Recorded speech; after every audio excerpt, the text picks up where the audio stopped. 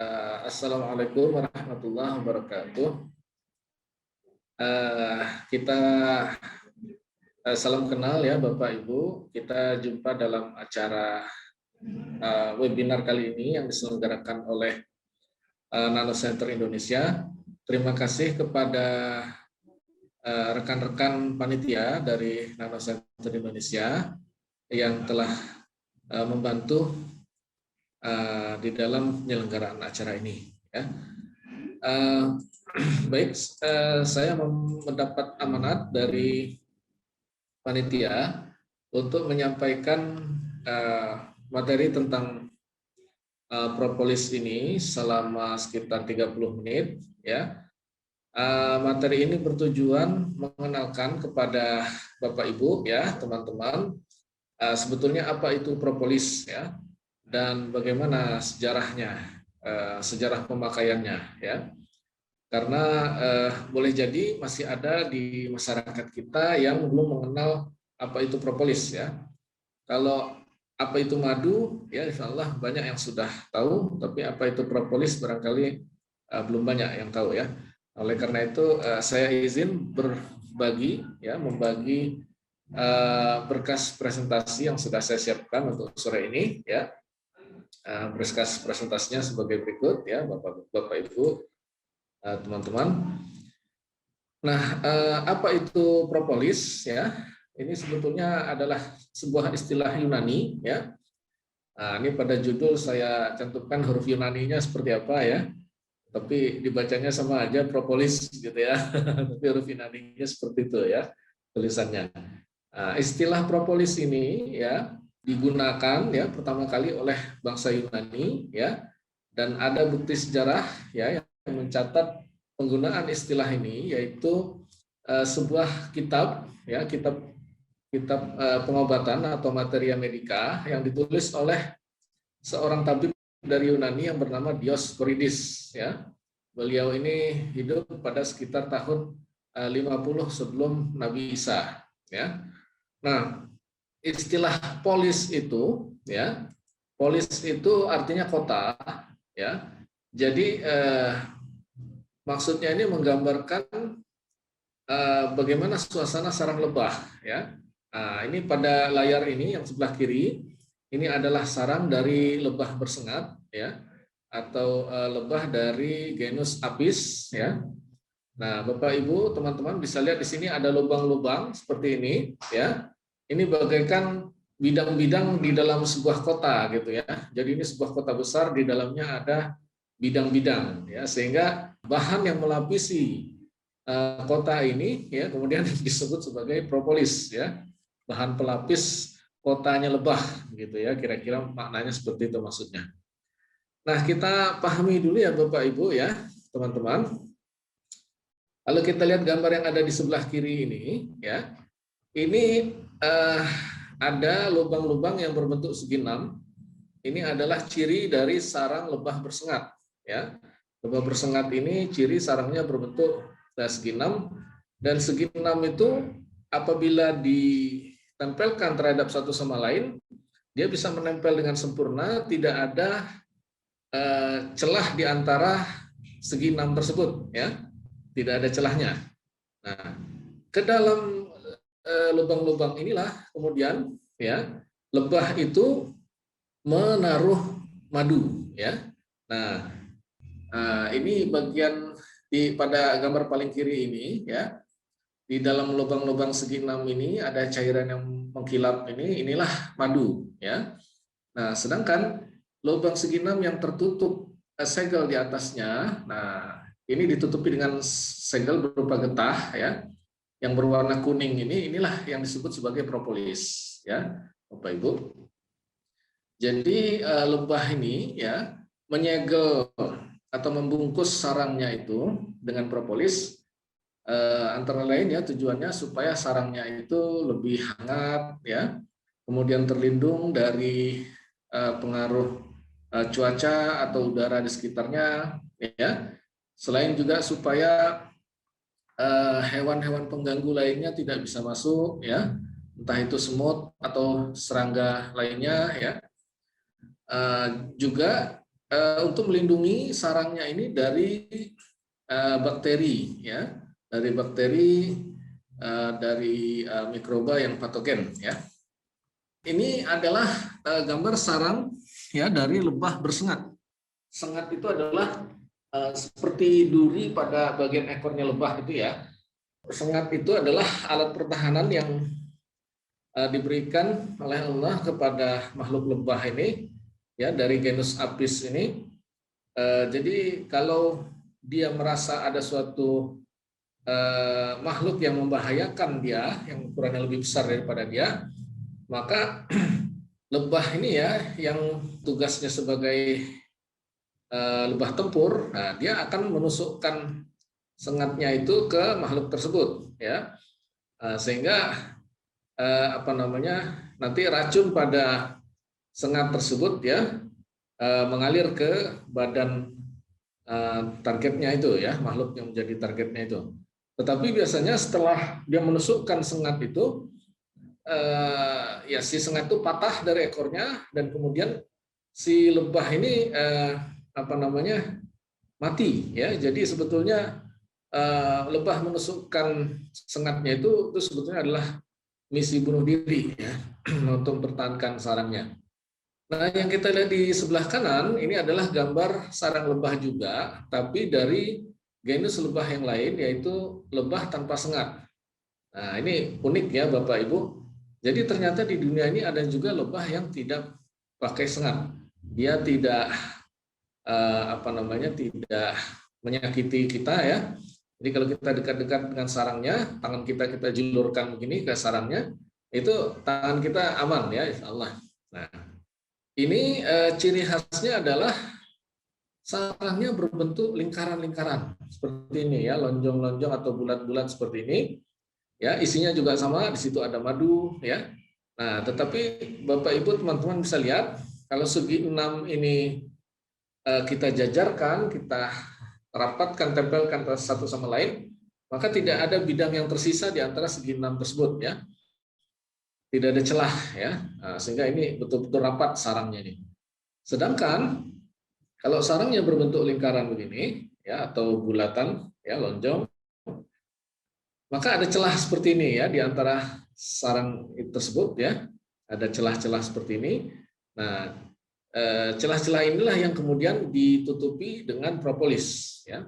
Nah, jadi Bapak Ibu, ya, teman-teman bisa lihat di sini seperti ada bungkus kacang kulit gitu, ya. Nah, ini sebetulnya ini propolisnya, ya. Di dalam propolis ini kebetulan ada nektar, ya, atau saripati bunga yang disimpan oleh si lebah ini.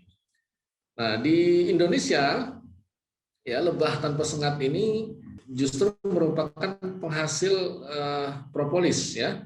Nah, sedangkan lebah bersengat itu yang di Indonesia tidak menghasilkan propolis, ya. Nah, lebah tanpa sengat itu di Indonesia ini ukurannya sangat kecil, ya.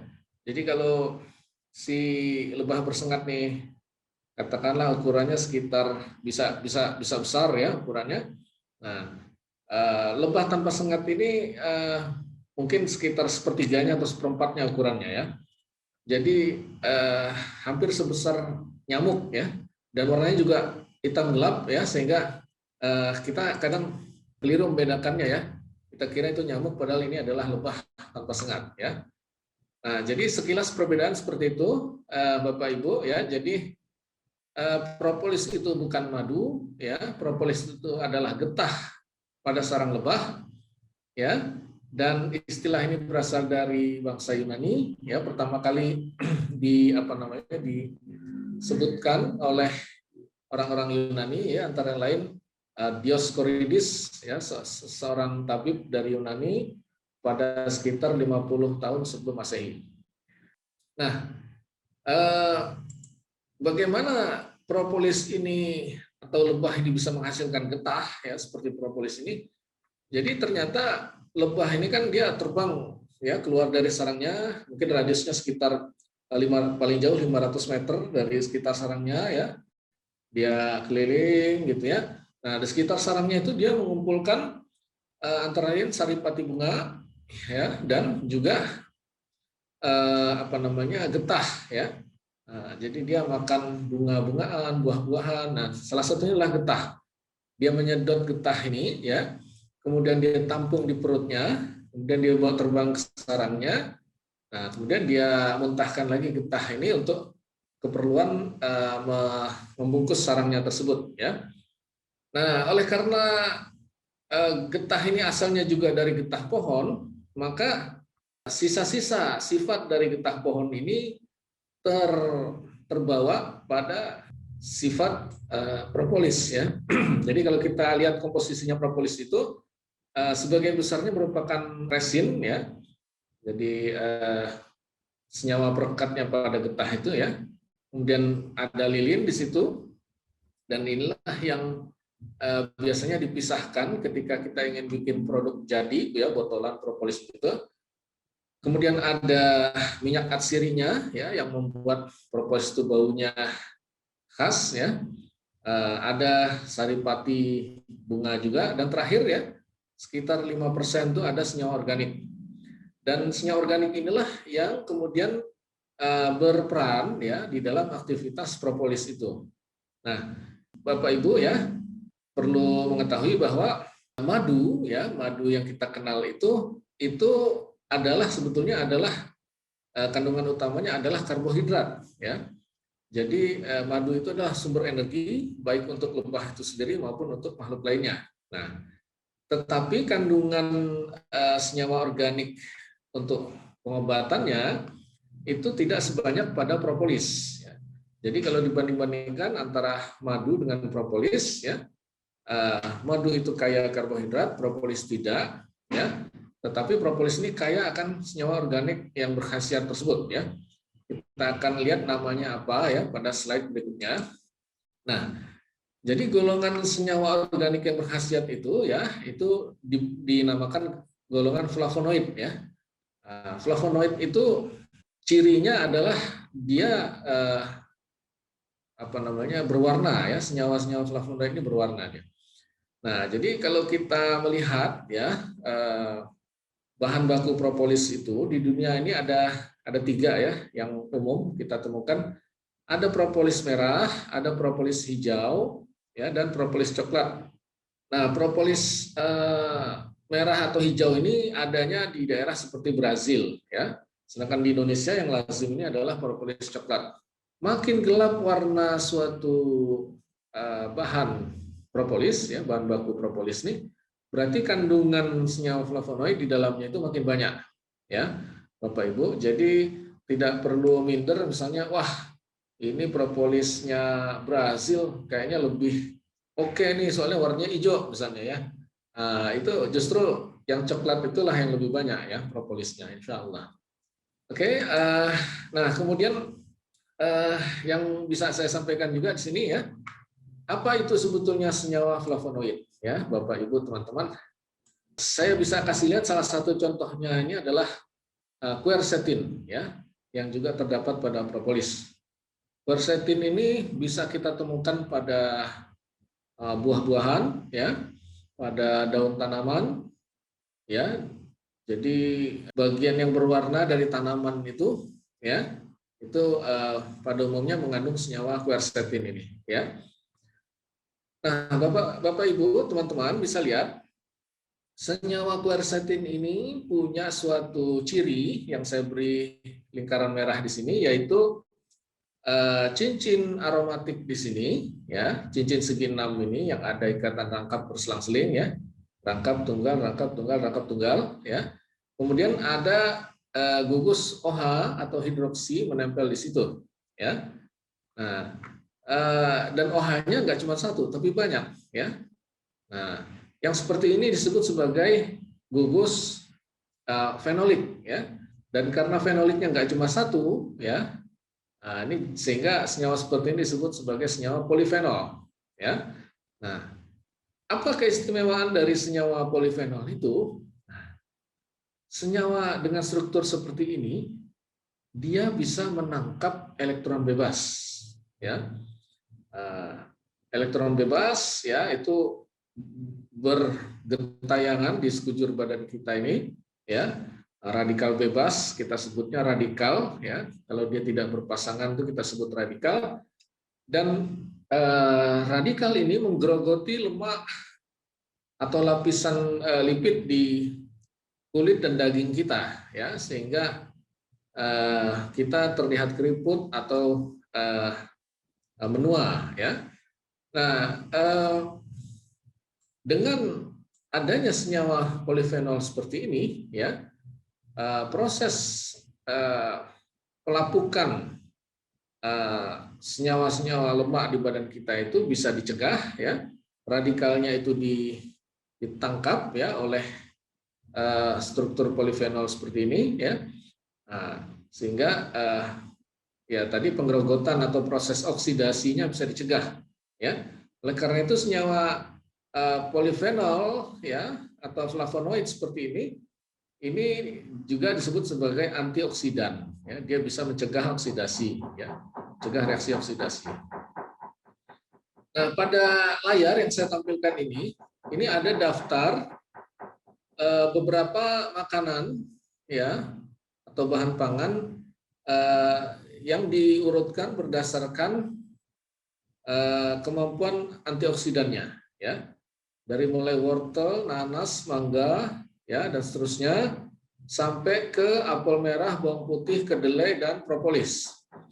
Ternyata, ya, Bapak Ibu, kemampuan antioksidannya propolis ini sangat tinggi, ya. Kalau dibandingkan dengan bawang putih, misalnya masih hampir 2 kali lipatnya dari bawang putih, ya. Kalau dibandingkan dengan kurma atau delima, ini hampir 3 kali lipatnya, ya. Atau kalau dibandingkan dengan alpukat, ini 4 kali lipatnya, ya. Nah, dari aktivitas antioksidan inilah kemudian nanti banyak khasiat yang menjadi turunannya, ya, Bapak Ibu. Jadi dia bisa berfungsi sebagai pencerah kulit, ya. Bisa digunakan di kosmetik, ya. Dia bisa jadi tabir surya, bisa sebagai imunomodulator, ya, membunuh virus, membunuh sel kanker. Karena kuman-kuman itu pada dasarnya dia itu memulai serangannya itu dengan reaksi oksidasi, ya. Jadi dia berusaha mengoksidasi badan kita. Ya, kemudian ada penyakit-penyakit juga, ya, yang berhubungan dengan proses oksidasi di dalam badan kita itu, ya. Antara lain ada diabetes, kolesterol, hipertensi, asam urat, ya.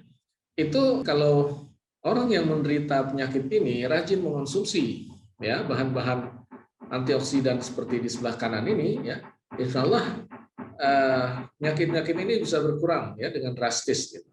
Nah, ini ada satu contoh yang bisa kita jadikan perhatian pada masa sekarang, ya.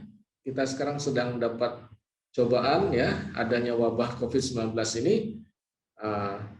Kita memerlukan bahan yang kita bisa konsumsi sehari-hari yang bisa membantu untuk memelihara kesehatan kita dari resiko COVID-19. Dan ternyata bahan propolis ini itu sudah ada yang menguji secara klinis, ya, dan terbukti bahwa bahan ini cukup efektif, ya, di dalam menanggulangi dampak dari COVID-19, ya, penyakit infeksi akibat COVID-19. Di Indonesia sendiri penelitian untuk penanggulangan COVID-19, ya, dengan propolis ini sudah berjalan, ya. Yang melakukannya adalah seorang profesor dari Departemen Teknik Kimia UI, yaitu Prof. Sahlan, ya. Barangkali beliau menonton juga acara ini, ya. Ini kita alhamdulillah, ya, ada guru kita, senior kita yang sudah melakukan penelitian ke arah sini, ya. Jadi begitu Bapak Ibu, ya. Dan masih ada juga khasiat lain dari senyawa flavonoid ini, yaitu dia bisa membantu mengatasi kelelahan dan kegemukan, ya. Oke, kemudian saya berlanjut. Nah, ini ada sebuah penelitian, ya, tahun 2014 dilaporkannya oleh beberapa orang dari Indonesia. Nah, ini kalau Bapak Ibu kaget ya, saya juga kaget ini ya.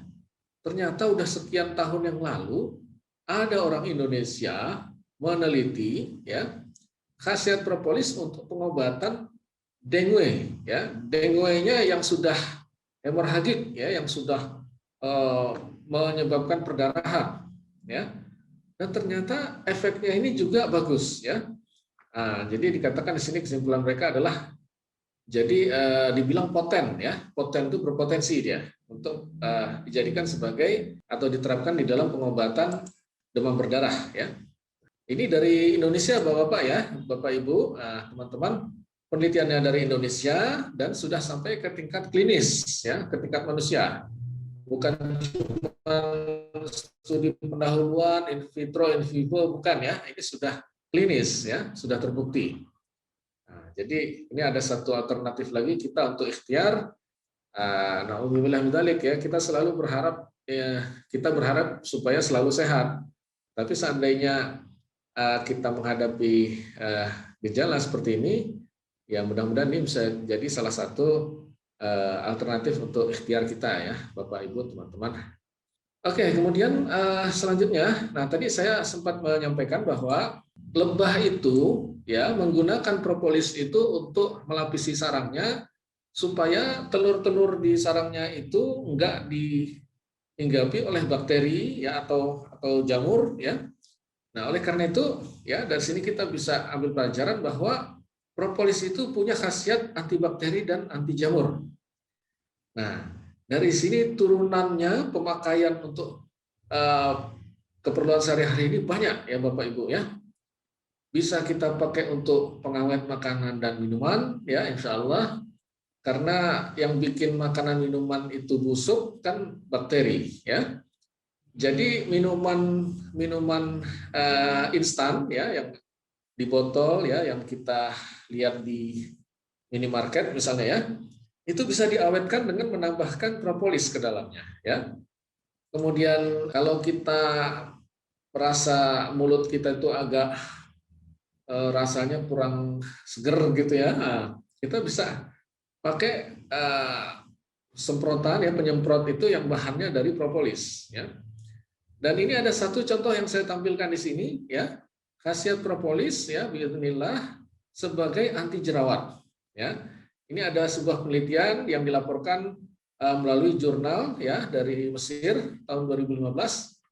Ada mbak-mbak ini ya. Nah, ini pipinya jerawatan ya. Selama 8 minggu dia ngolesin pipinya dengan propolis ya, alhamdulillah jerawatnya hilang ya. Jadi saya pengen bilang begini ya Bapak Ibu, teman-teman, orang sekarang tuh berlomba-lomba mencari bahan kosmetik anti jerawat ya, generasi baru yang bisa mengobati jerawat dengan tuntas ya. Dan sudah banyak bahan yang dipakai ya macam-macam. Nah, tapi barangkali ya kalau Bapak Ibu teman-teman tertarik ini bisa menggunakan bahan propolis ya.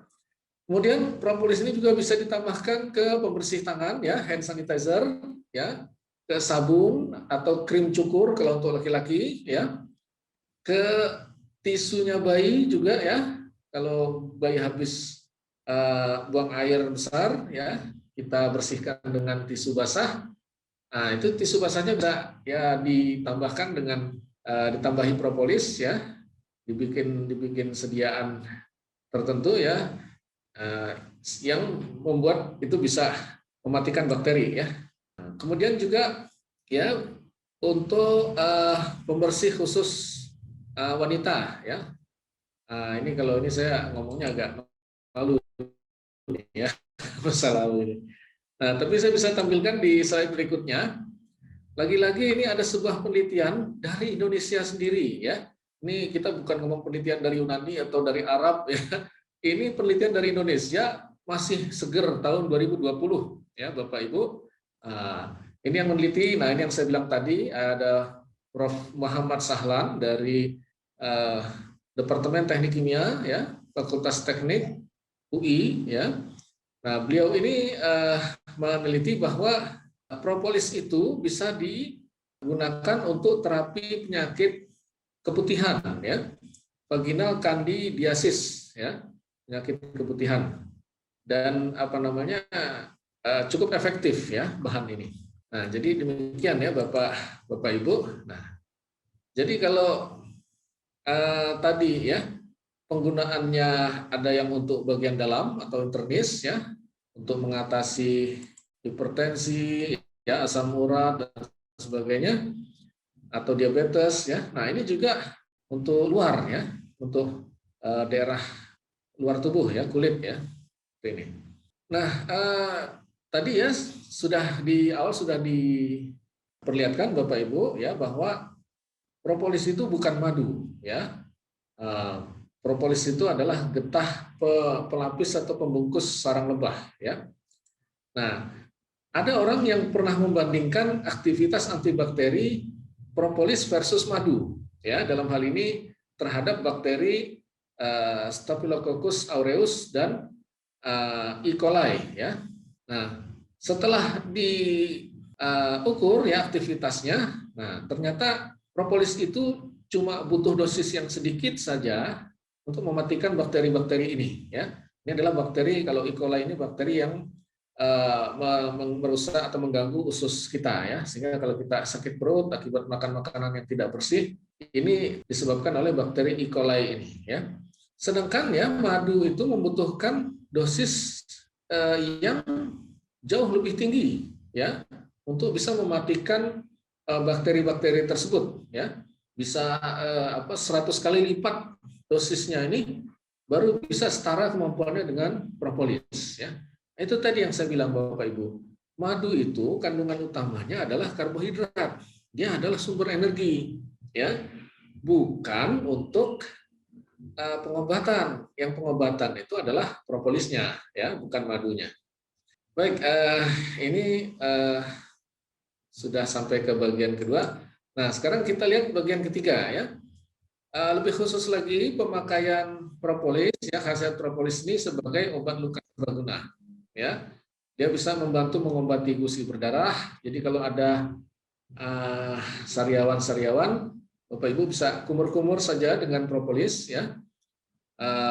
Bahkan termasuk luka luar yang parah sekalipun, ya. Ya, biarlah setelah lukanya dibersihkan kita bisa olesi dengan propolis, ya. Nah, ini ada contoh, ya, dari sebuah jurnal ilmiah, ya, terbitan tahun 2018, bagaimana orang yang mengalami sariawan, ya, di sini kemudian diberi lapisan yang mengandung propolis, ya. 4 hari kemudian sariawannya sudah lenyap, ya. Bismillah, ya, dengan izin Allah. Nah, ini kemudian ada ini ilustrasi bagaimana propolis, ya, yang masih mentah dulu digunakan di Eropa untuk pengobatan oleh dokter gigi, ya. Nah, ini peristiwanya ini diabadikan oleh seorang pelukis, ya, yang namanya Gerard van Honthorst, ya, pada tahun 1622, ya, pada lukisannya. Jadi ini lukisan yang dia buat. Judul lukisannya ini adalah The Tandarts, ya, yang artinya dokter gigi. Ceritanya pada sekitar tahun 1600-an itu, Belanda itu sedang berperang, ya, melawan Spanyol. Dan dalam perang itu Belanda diembargo. Mereka nggak bisa mendatangkan bahan-bahan pokok untuk kebutuhan mereka, termasuk obat. Sehingga untuk pengobatan, ya, berbagai penyakit, mereka itu menggunakan bahan apa adanya yang mereka punya. Salah satunya adalah propolis. Nah, ini adalah ilustrasi bagaimana dokter gigi melakukan pengobatan gigi, sepertinya ini mau tambal gigi atau mau cabut gigi, ya, tanpa obat bius sama sekali zaman dulu, ya. Jadi cuma dioles bagian lukanya itu dengan propolis, ya, seperti ini ilustrasinya, ya, Bapak Ibu. Jadi pemakaian propolis ini, kalaupun di Indonesia ini baru beberapa dekade terakhir, ya, populernya, ini sebetulnya cukup lama, ya, dari mulai bangsa Yunani dulu, ya, kemudian ini sampai bangsa Belanda, ya. Dan nah ini yang menarik sekali, ya, Bapak Ibu, ya. eh, pada sekitar tahun 1967 ya, ada seorang dokter di Denmark ya, namanya Carl Lund Agard ya. Ini melakukan uji klinis terhadap sekitar 15.000 pasien ya di Denmark dan sekitarnya. Nah, uji klinisnya adalah berbagai penyakit orang itu dia terapi hanya dengan satu bahan, yaitu propolis. Ya. Dan biidznillah 15.000 pasien ini sembuh semua. Ya. Nah, artinya gejala penyakitnya berkurang. Ya. Apa saja penyakit itu? Nah, ini saya kutipkan cuma 7. Ya. Versi aslinya dari kalimat yang diucapkan oleh Carlon Agard ini sebetulnya panjang. Ya. Tapi saya kutipkan 7 aja karena ini yang mungkin terkenal buat kita ya. Asam urat, ya, suara serak, influenza, infeksi usus, eksim, luka terbuka dan kanker. Ya. Hasil penelitian beliau ini dituangkan dalam sebuah buku. Ya, ini terjemahan Inggrisnya The Natural Product Propolis, The Way to Health. Ya. Nah, ini adalah buku tulisan beliau. Jadi propolis ini ya Bapak Ibu sekali lagi sudah diuji klinis oleh orang lain ya, walaupun di Indonesia uji klinisnya terbatas ya, baru untuk beberapa penyakit saja ya. Tapi di luar negeri sana sudah diuji klinis untuk berbagai keperluan ya. Nah, jadi begitu ya Bapak Ibu, yang namanya propolis ini khasiatnya begitu beragam ya. Begitu beragam, ya, begitu luas. Kemudian sedikit saya ingin menyampaikan tentang bagaimana propolis itu diolah. Ya. Jadi setelah propolis itu dibawa ya dari sarang lebah, nah ini yang bentuknya seperti rumah-rumahan kecil ini adalah sarang lebah ya. Kemudian propolis itu diekstrak ya, dilarutkan dalam suatu pelarut yang aman buat manusia, ya misalnya etanol ya, atau propylene glikol misalnya ya. Nah, diekstrak ya sehingga dia larut. Nah, kemudian setelah larut, jadi sediaannya itu nanti dimasukkan ke dalam botol-botol kecil ya. Nah, Bapak Ibu, teman-teman ya, seperti ini botolnya misalnya. Nah, inilah yang kita sebut sediaan tinktur ya. Sediaan tinktur itu 20%-nya ya si bahan padat yang dilarutkan ya. Pada proses ekstraksi ini ya, ada kalanya bahan mentah propolis dari sarang ini langsung saja diceburkan gitu ya ke dalam wadah ekstraksinya itu ya, wadah yang berisi pelarut itu diaduk, kemudian setelah dilarut ditampung di botol-botol kecil. Namun seiring dengan perkembangan teknologi, nah Bapak Ibu, produsen propolis ini yang memilih menghancurkan dulu ya, menggerus dulu si butiran propolis dari sarang lebah itu ya sampai halus, sampai dia berukuran nanometer ya. 1 nanometer itu 10⁻⁹ meter ya. Jadi kalau istilahnya pakar nanoteknologi Indonesia ya, Prof. Nurul Taufikur Rahman, yang namanya 1 nanometer itu seperti sehelai rambut dibelah 40 katanya ya. Nah, jadi kalau dalam bahasa Melayu itu ada ungkapan seperti sehelai rambut dibelah 7 ya. Nah, kalau nanometer itu sehelai rambut dibelah 40 ya katanya. Nah, jadi kalau propolis itu sudah dihancurkan ya dengan alat tertentu ya oleh pabrik itu sehingga sampai ukuran butirannya itu nanometer, akibatnya adalah nanti ketika sudah jadi sediaan tinktur ya, dilarutkan misalnya di air, diteteskan, propolis biasa ketika diteteskan itu dia akan timbul penampakan butek seperti ini ya. Ini karena ada bagian yang tidak sempurna larutnya di air. Nah, tetapi kalau dia sudah ukuran nanometer, begitu dilarutkan di air, maka larutannya terlihat jernih atau bening seperti ini ya. Nah, inilah ya salah satu perkembangan teknologi ya yang dimanfaatkan di dalam pengolahan propolis. Nah, Bapak Ibu ya, judul dari presentasi kali ini adalah Anugerah Tuhan melalui sarang lebah ya. Kenapa dikatakan anugerah Tuhan?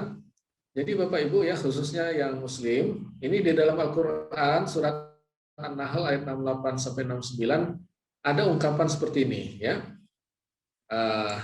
Wa auha rabbuka ilan nahl anittakhidhi minal jibali buyuta wa minasy syajar wa mimma ya'rishun ya.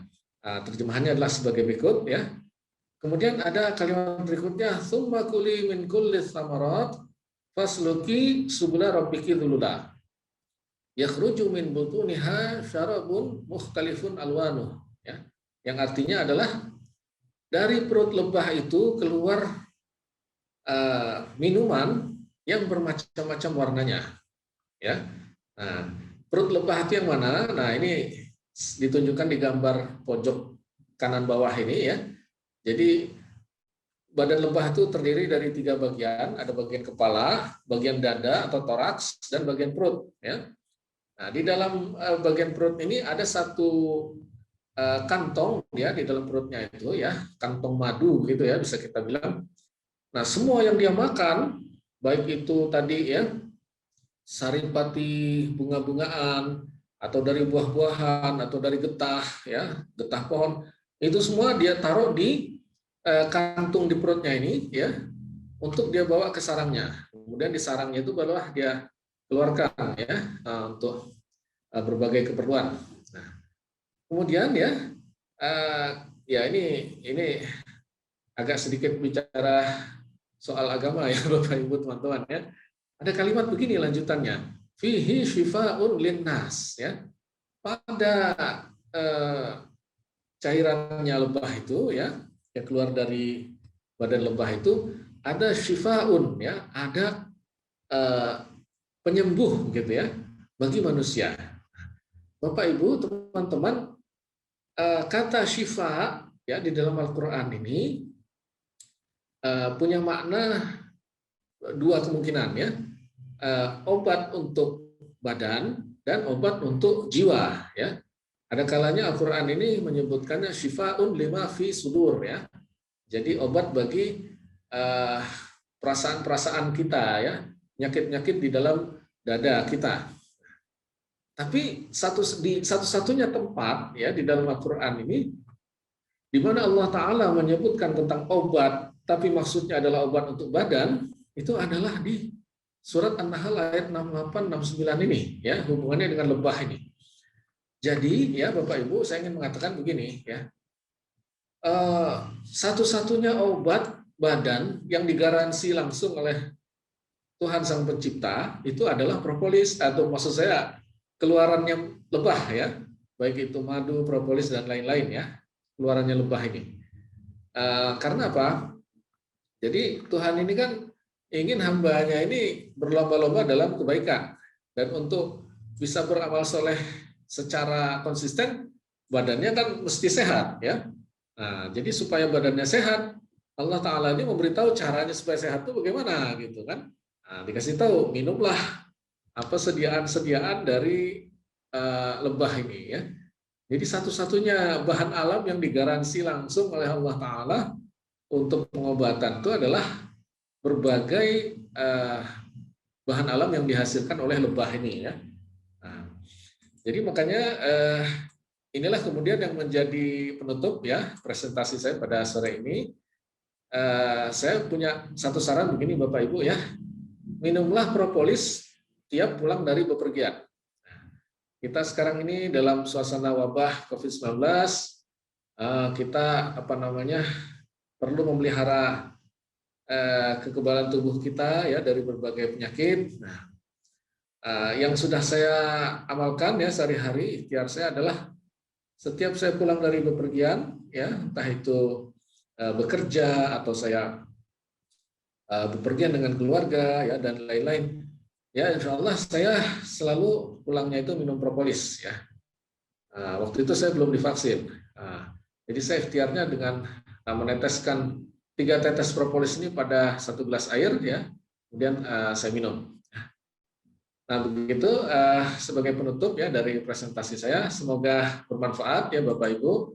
semuanya saya akhiri dan saya kembalikan kepada pembawa acara Mbak Putri dan teman-teman panitia. Terima kasih. Assalamualaikum warahmatullahi wabarakatuh.